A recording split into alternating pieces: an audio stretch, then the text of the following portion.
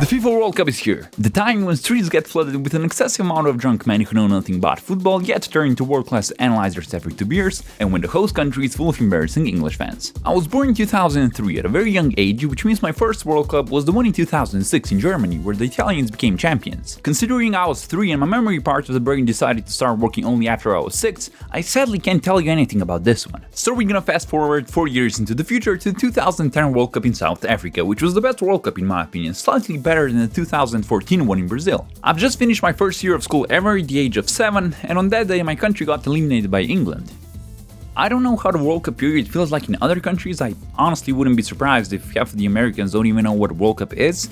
That's also the reason I'm referring to football as football, not soccer in this video. But for me, the summers when the World Cup was being played felt much different. They just felt more alive and generally had a better vibe, especially during the World Cup in South Africa. That one had such unique energy. There's nothing like playing football with your neighborhood friends till it gets dark, when you can barely see the ball, and then going home all sweaty, not even showering, and then watching a World Cup game on a box TV. Before the start of the World Cup, the stores would get filled with albums, and by the end of the competition your number one goal in life was to fill it up with all of the stickers. Now that I think about it, the biggest part of the whole World Cup energy was collecting stickers, because literally everyone was doing it. Now if you were rich or just fucking dumbass, you would buy boxes of stickers. Now because I was neither, well, we can argue about the second one, but let's say I wasn't, I never got to do that. I was lucky if my mom bought me like 5 packs whenever we went to the grocery store, so I secretly spent all my savings on buying packs myself. I'm not very proud of that because I still wasn't able to fill out the entire album. I mean, I got very close. I only had a couple of stickers left to get my hands on, and I remember one being the holy grail of them all. The shiny World Cup trophy sticker, which,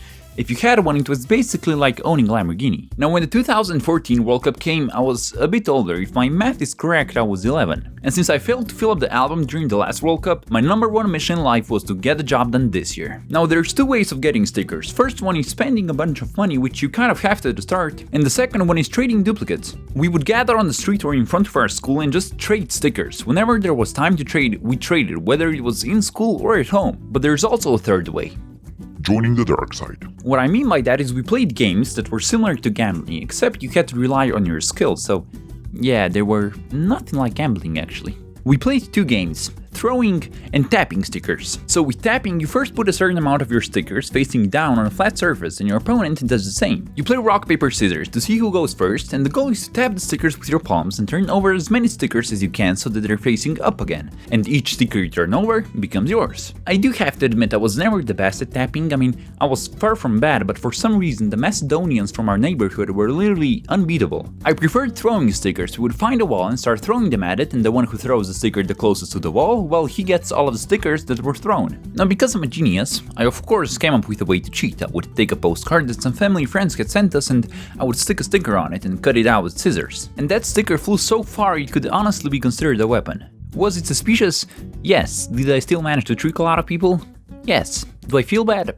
Not even a bit. But that's what made these World Cups so special for me. And even though I've always been more of a basketball guy, I've always preferred watching important football matches than, let's say, the NBA finals. The NBA has literally become a circus, and unfortunately this is the only guy worth watching. I'm just happy the World Cup is back, and although it being in the winter it does feel a bit weird, I believe it's gonna be amazing. After all, we're watching Messi and Ronaldo for the last time on one of these. Let me know who you think is gonna win down in the comments. Anyways, thanks for watching. Suey!